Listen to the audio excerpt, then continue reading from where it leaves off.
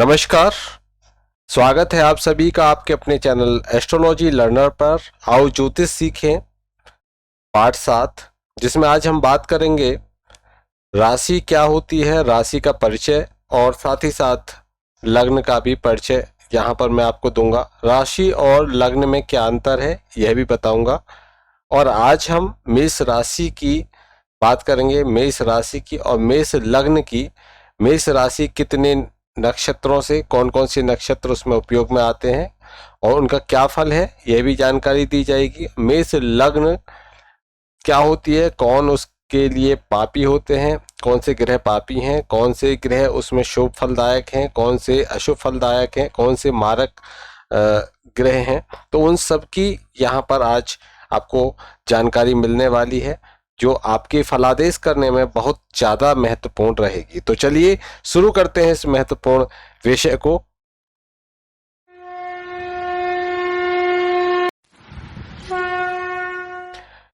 तो देखिए यहाँ पर सबसे पहले हमको ये जानना जरूरी है कि जो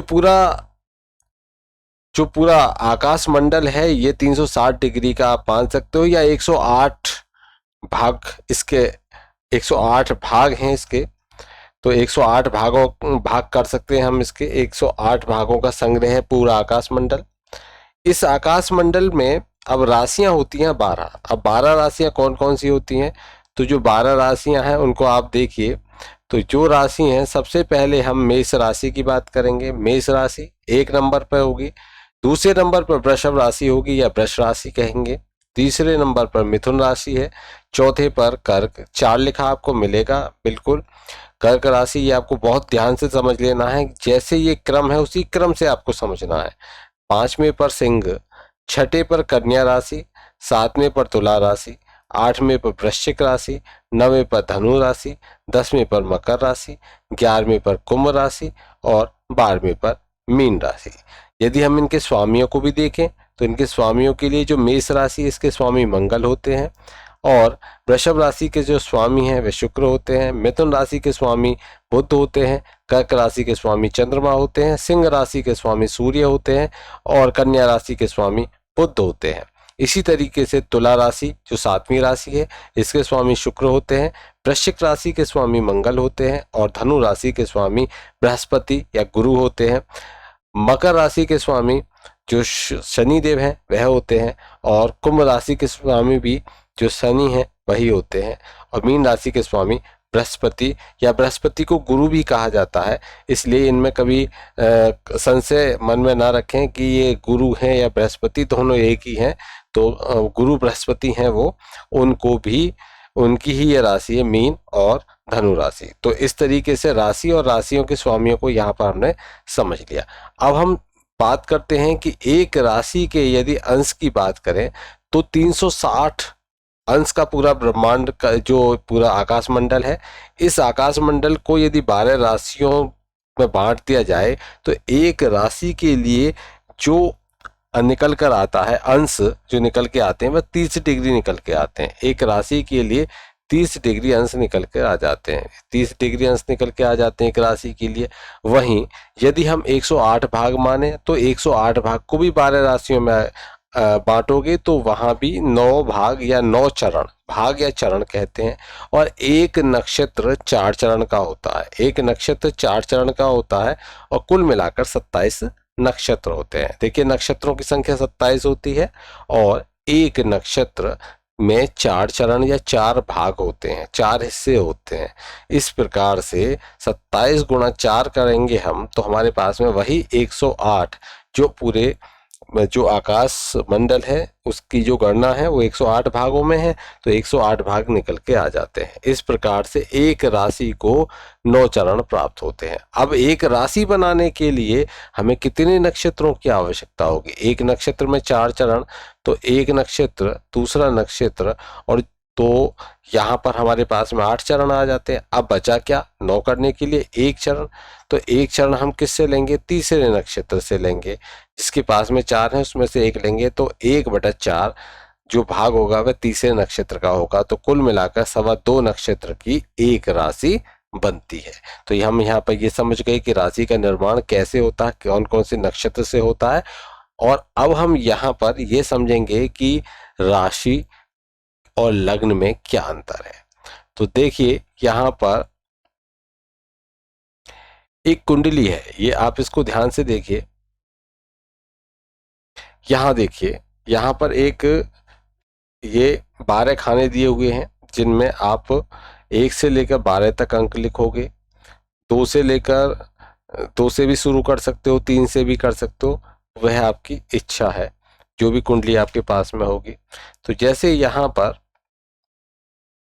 मेष राशि की हम बात करें, यहाँ पर मेष राशि है, तो यहाँ मैं शुरू करता हूँ 3 से। चलिए मैं 3 से शुरू कर लेता हूँ, यहाँ से 3 से, या 4 या 5, यहाँ 6 7 8 9 10 11 12 1 2, इस तरीके से हम बांट देंगे। तो जहां ये 3 लिखा हुआ है, यहाँ यदि यहाँ 9 लिखा हुआ है, यहाँ पर चंद्रमा बैठ जाए। कभी भी राशि का जो निर्णय होता है वह चंद्रमा से होता है। जहां पर भी इन 12 खानों में चंद्रमा बैठ जाए वही राशि मानी जाती है। जैसे कि यहाँ पर जो 7वां भाव है उसमें 9 लिखा हुआ है अंक, और वहां चंद्रमा बैठे हुए हैं। तो इसका अर्थ ये हो गया कि जो धनु राशि है, 9वीं राशि कौन सी थी, तो 9वीं राशि थी धनु राशि। तो धनु राशि में चंद्रमा है, धनु राशि में चंद्रमा विराजमान है, इसीलिए ये धनु राशि उस जातक की, जिसकी भी कुंडली देख रहे हो, उसकी राशि धनु राशि होगी। अब धनु राशि में कौन सा नक्षत्र, कौन सा चरण है, ये भी हमको देखना होगा। लेकिन क्योंकि आज हम जो बात कर रहे हैं, आज हम मेष राशि की बात कर रहे हैं, उसी आधार पर यदि एक और मैं आपको दिखा देता हूं, यदि यहाँ पर ये कोई मेष लग्न की कुंडली है, मेष लग्न की 2 3 4 5 6 7 8 9 10 11 और 12, इस तरीके से, और यहाँ पर चंद्रमा यहाँ बैठे हैं, तो इसका अर्थ क्या हो गया कि यहाँ पर चंद्रमा बैठे हैं, तो इसका अर्थ है कि 4 में जब चंद्रमा बैठे हैं तो 4 कौन सी राशि है, तो 4 कर्क राशि है। तो कर्क राशि उस व्यक्ति की होगी। मेष राशि कब होगी ये भी समझ लेते हैं, क्योंकि हमें मेष राशि यहाँ दिया हुआ है, तो मेष राशि समझ लेते हैं। जैसे कि यहाँ पर मैं एक सिंह लग्न की कुंडली लेता हूँ, लग्न कोई भी हो सकता है, इसलिए मैं अलग अलग ले रहा हूं ताकि आपको समझ में आ जाए कि एक ही लिखा रहेगा तो वहां आप समझ नहीं पाते हो, इसलिए आपको समझ में आना जरूरी है। देखिए यहाँ पर जो 9वां भाव है, यदि यहाँ चंद्रमा बैठ जाए तो ये राशि कौन सी हो जाएगी, मेष राशि हो जाएगी। और ये लग्न कौन सी होगी, तो यहाँ पर देखिए लग्न जो पहला भाव होता है उसमें जो अंक लिखा है, उसमें जो अंक लिखा है वह जो राशि वहां पर है 5 लिखा है, तो इसका अर्थ है यहाँ सिंह राशि है। तो सिंह राशि लग्न में विराजमान है, तो सिंह राशि लग्न में विराजमान है, तो ये कौन सी हो गई, ये हो गई लग्नेश। सिंह राशि होगी लग्न, सिंह तो हो गई यहाँ पर लग्न, और यहाँ पर सिंह राशि के स्वामी है सूर्य, तो सूर्य इस राशि के हो जाते हैं लग्नेश, सूर्य लग्नेश हो जाते हैं। और वहीं यदि राशि की बात की जाए तो राशि होती है, क्योंकि चंद्रमा मेष में बैठे हैं तो राशि यहाँ पर 1 लिखा है वहां बैठे हैं, तो इसका अर्थ हो गया राशि हो गई यहाँ मेष, स्वामी हो जाते हैं मेष के मंगल। यहाँ आपको ये समझ में आ गया होगा राशि में क्या अंतर है। देखिए लग्न भाव में जो भी अंक लिखा है वह है, वहां पर चंद्रमा भी है यदि, तो वहां पर वह लग्न राशि भी है और लग्न भी है, ये स्थिति भी हो जाती है। तो यहाँ आपको लग्न क्या है और राशि क्या है ये समझ में आ गया होगा। चलिए अब हम यहाँ पर मेष राशि को लेकर चल रहे हैं। तो मेष राशि के लिए जैसे मैंने भी आपको बताया कि 9 चरण की एक राशि बनती है, तो 9 चरण की एक राशि बनेगी, तो इसका अर्थ ये हो गया कि 9 चरण की एक राशि के लिए, क्योंकि 30 अंश की एक पूरी राशि हो गई, तो हम 9 से भाग देंगे तो हमारे पास में 3 अंश और 20 कला के लगभग, 3 अंश और 20 कला के, तो 20 कला का क्या बैठेगा, एक चरण बैठेगा। अब देखिए यहाँ पर कौन कौन से चरण हैं जो मेष राशि का निर्माण करते हैं। मेष राशि जो कि एक चर राशि है और चर संज्ञक राशि भी हम इसको कहते हैं, अग्नि तत्व राशि है, रात्रि वली राशि है, और इसके स्वामी जो होते हैं वह स्वामी होते हैं मंगल। मेढ़ा इसका एक चिन्ह है राशि का, और मंगल इसके स्वामी होते हैं। अग्नि तत्व राशि है ये, सम राशि है, विषम राशि है क्योंकि एक लिखा है तो विषम राशि है, तो 1 नंबर पे आती है तो विषम राशि है। मेष राशि विषम राशि है।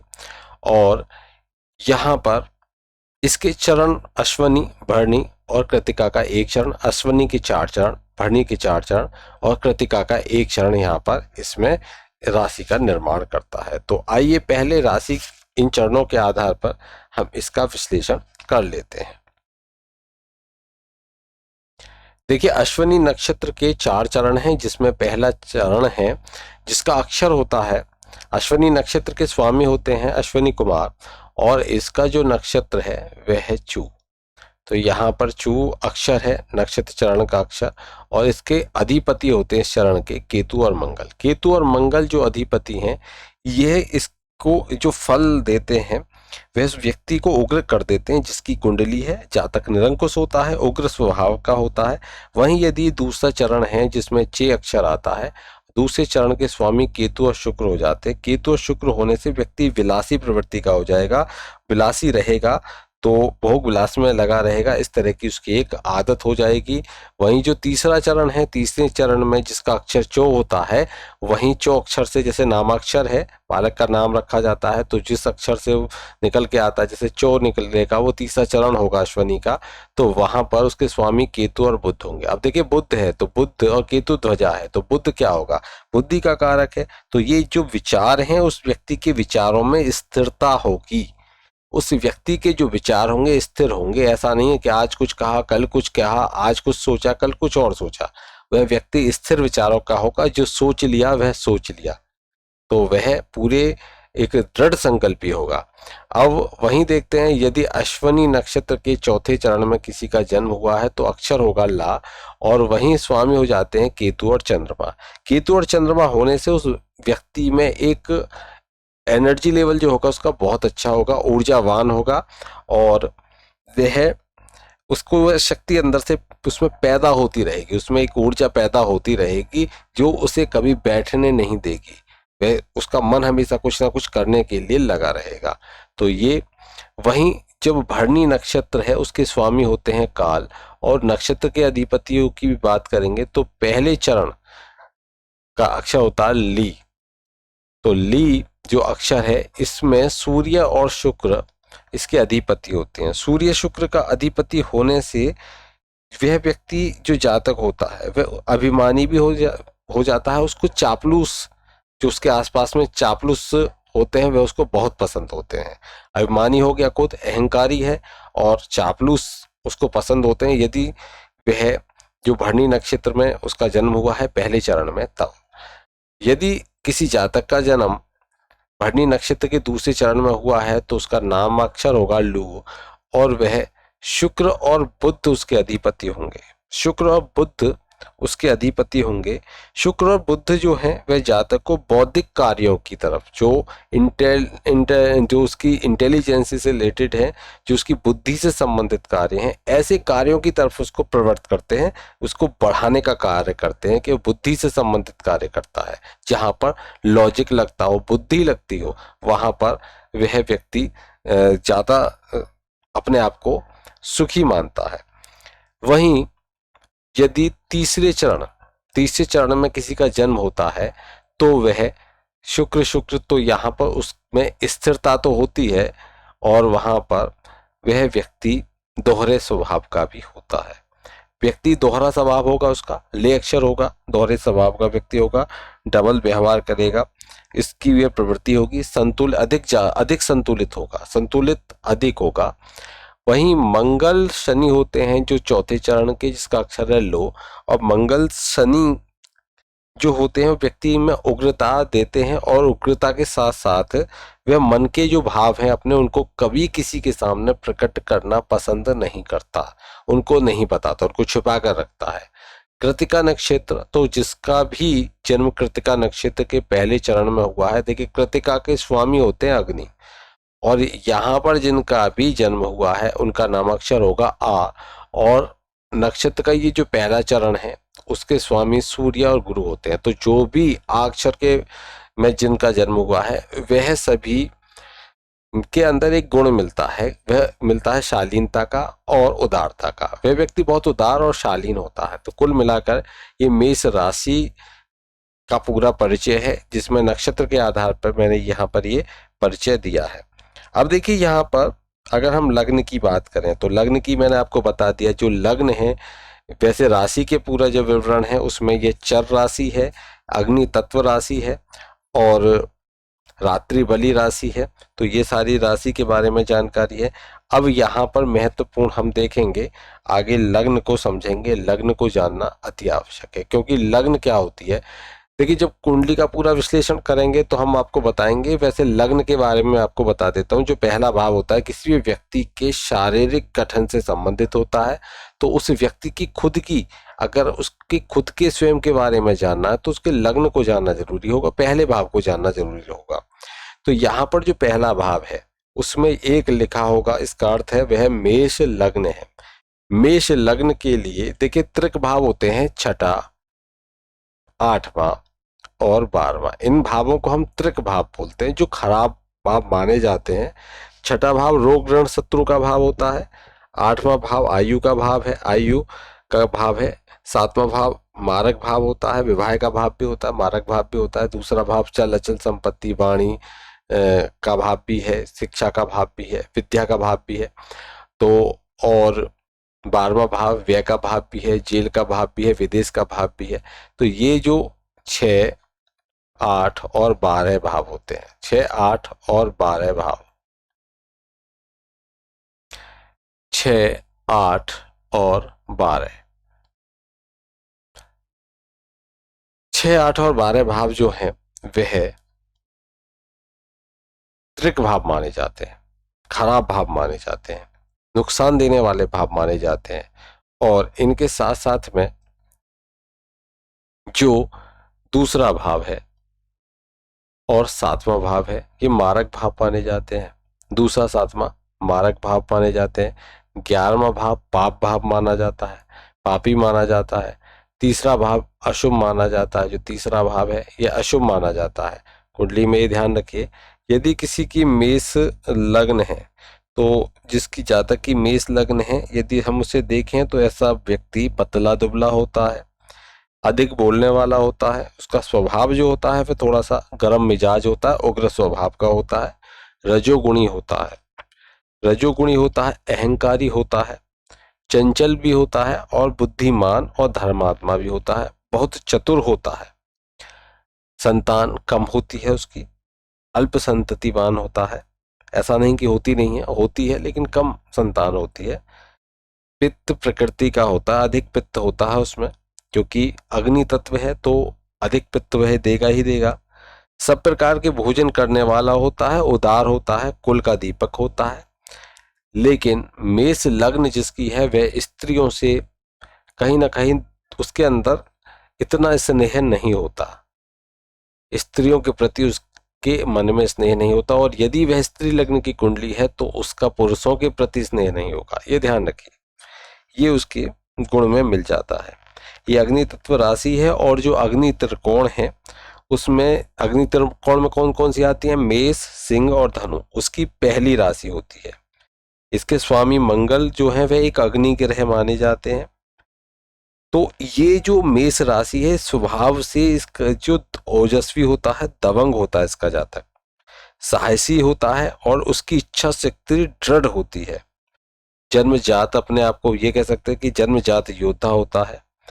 बाधाओं को चीरते हुए अपने मार्ग पर अपने लक्ष्य को प्राप्त करने के लिए वह कुछ भी कर सकता है, वो पूरा प्रयास करता है।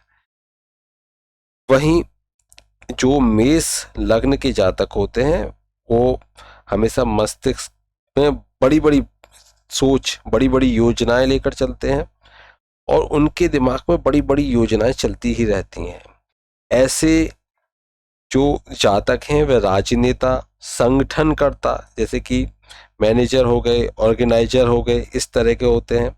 उपदेशक भी होते हैं, कच्चे वक्ता भी होते हैं, कंपनी के प्रमोटर भी होते हैं, और पुलिस विभाग हो गया, प्रशासनिक विभाग हो गया, उनसे जुड़े हुए, उनमें कार्य करने की इच्छा रखने वाले अच्छे जो रसायन शास्त्री हैं इस तरह के होते हैं। शल्य चिकित्सक अच्छे होते हैं।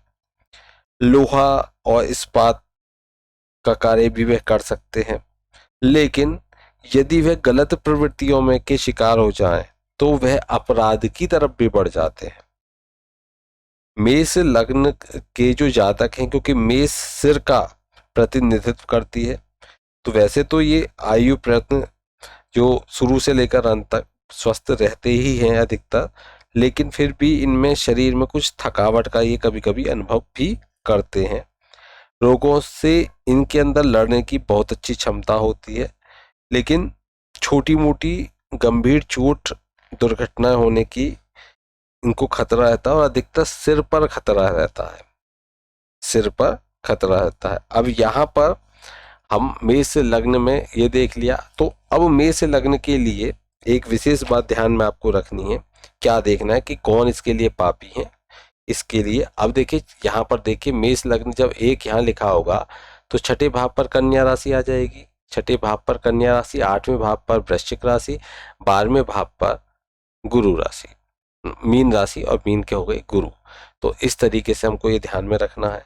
तो इस जो मेष लग्न की कुंडली होगी, इस मेष लग्न की कुंडली में कोई भी जिस भी बालक का जन्म हुआ है उसके लिए शनि, देखिए शनि यहाँ पर केंद्रस्थ हो गए और यहाँ पर पाप भाव के स्वामी भी हो गए, इसलिए शनि, और यहाँ पर मार्केश हो गए शुक्र, यहाँ पर स्मारक भाव, और स्मारक भाव के स्वामी हो गए शुक्र। तो यहाँ पर शुक्र इसमें क्या होंगे, और बुध भी तीसरे भाव के स्वामी हो गए और छठे भाव के स्वामी हो गए। तो तीसरा भाव भी और छठा भाव भी दोनों शुभ भाव हैं।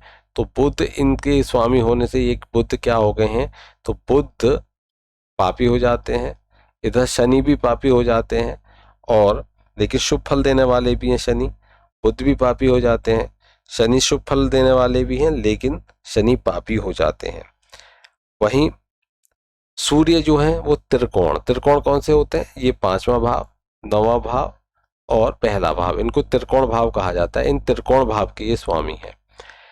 तो यहाँ पर हमको क्या देखना है, यहाँ पर हमको क्या देखना है, ध्यान रखिए, जब भी आप कोई भी लग्न देखोगे तो ये आपको ध्यान में रखना है जो मैं आपको नियम बता रहा हूं। देखिए यहाँ मेष लग्न है, यहाँ कौन सी लग्न है, मेष लग्न है, और मेष लग्न के स्वामी होते हैं मंगल। मंगल मेष लग्न के स्वामी भी हैं और 8वें भाव के भी स्वामी हैं, जो कि आयु भाव है।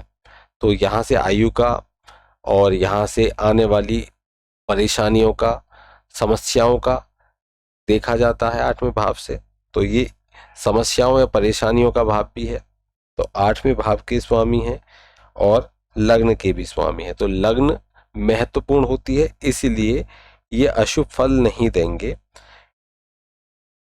अशुभ हैं लेकिन अशुभ फल नहीं देंगे क्योंकि लग्नेश हैं, तो इसलिए ये शुभ फल ही देंगे। मेष लग्न की कुंडली में कौन, मंगल, शुभ फल ही देंगे, क्योंकि जो स्वामी है 1 और 8 के स्वामी हैं मंगल, और ये शुभ फल ही देंगे। ये ध्यान रखिए, ये शुभ फल देने वाले हैं,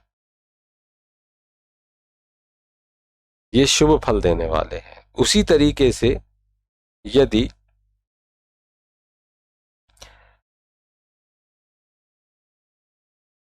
शनि की बात करें तो शनि जो 10वां भाव है यहाँ पर 10 और 11वें, इन दोनों के स्वामी भी हैं, क्योंकि ये राशि कौन सी होगी, मकर और कुंभ राशि। तो कुंभ राशि के स्वामी भी शनि है, और शनि यहाँ पर इस भाव की वजह से तो ये पापी हो गए, पापी हो चुके हैं इस भाव की वजह से। लेकिन 10वां भाव जो है शुभ है, तो उसकी वजह से ये सुबध भी हैं और पापी भी हैं। तो इनको ये दोनों तरह के परिणाम, वैसे यहाँ लाभेश हैं, पापी बेशक हैं, तो यहाँ पर ये अच्छे परिणाम इसमें देंगे। वहीं जो 3 और 6 भाव के स्वामी है, तीसरा और छठा, इसके स्वामी कौन है? बुध, क्योंकि ये मिथुन कन्या राशि है, इसके स्वामी बुध है। और ये छठा भाव तो त्रिक भाव है ही, और तीसरा भाव भी। तो तीसरा भाव जो है ये भी खराब भाव, अशुभ भाव होता है, तो इनके स्वामी बुध हैं। तो यहाँ पर बुध क्या होंगे? अशुभ फल देने वाले होंगे, अशुभ फल देंगे बुध, ये ध्यान रखिए। इस कुंडली में अशुभ फल देंगे तीसरे और छठे भाव के ये जो स्वामी है। जो भी कुंडली आप देखोगे उसमें तीसरा भाव, और उनको इसी प्रकार से आपको देखना है। वहीं शुक्र की जो है ये 7वें और दूसरे भाव के, ये 7वां और दूसरा भाव जो है 7 और 2, ये दोनों भाव क्या है? मारक भाव है। इनके स्वामी हो गए शुक्र, और शुक्र हो जाते हैं मारक। इस कुंडली में शुक्र क्या है? मारक है, ये ध्यान रखें। इस कुंडली में शुक्र मारक स्थान के स्वामी है, मारक हैं। वहीं तो ये अशुभ हो जाते हैं, मारक हैं तो अशुभ हैं। वहीं सूर्य को देखिए, 5वें भाव के हैं, तो सूर्य 5 है, 5वें भाव के सूर्य हैं, और सूर्य इसमें त्रिकोण भाव के हैं, तो ये शुभ है। सूर्य इसमें शुभ रहेंगे, इस कुंडली में सूर्य शुभ होंगे। वहीं गुरु 2 भावों के स्वामी हैं, कौन कौन से? एक तो 12वां भाव और एक भाग्य भाव, जो 9वां भाव है। तो 9 और 12 के हो गए गुरु। तो यहाँ पर गुरु एक में तो व्ययेश हो गई और एक में भाग्येश हो गई। यहाँ पर गुरु को हमें ये ध्यान में रखना होगा कि जिस तरह के ग्रह के साथ में बैठेंगे उसी तरह का फल देंगे। पापी के साथ बैठ गए तो खराब फल देंगे, क्योंकि यहाँ पर ये 12वें भाव के भी स्वामी है, इसलिए वो प्रवृत्ति तो आएगी ही इनमें। और वहीं ये 9वें भाव के भी स्वामी हैं, जो कि धर्म का भाव है, भाग्य का भाव है, इसलिए दोनों तरह का फल देंगे। लेकिन यदि इनके साथ में कोई पापी ग्रह बैठ गया तो ये पाप फल भी दे सकते हैं। तो इसी तरीके से आपको समझना होगा। तो ये मेष लग्न का मैंने पूरा का पूरा यहाँ पर आपको पूरा विवेचन करके बता दिया। इसी तरीके से आगे हम लेकर आएंगे वृषभ लग्न को। तो आज के लिए इतना ही। तो ये पूरी जो टॉपिक था आपको कैसा लगा हमें जरूर बताइए, कमेंट करके बताइए। आपका लग्न कौन सा है, आपकी राशि कौन सी है, और जो भी लग्न है, अगर मेष लग्न है तो मेष लग्न है तो आप हमें जरूर कमेंट कीजिए। आगे इसी तरीके से आपको ज्योतिषीय ज्ञान हम देते रहेंगे, पूरा डिटेल में यहाँ पर आपको जानकारी देने का मैंने प्रयास किया है। चलिए, बहुत बहुत धन्यवाद। मिलते हैं फिर अगले टॉपिक के साथ में, अगले विषय के साथ में। तब तक के लिए जय श्री कृष्ण।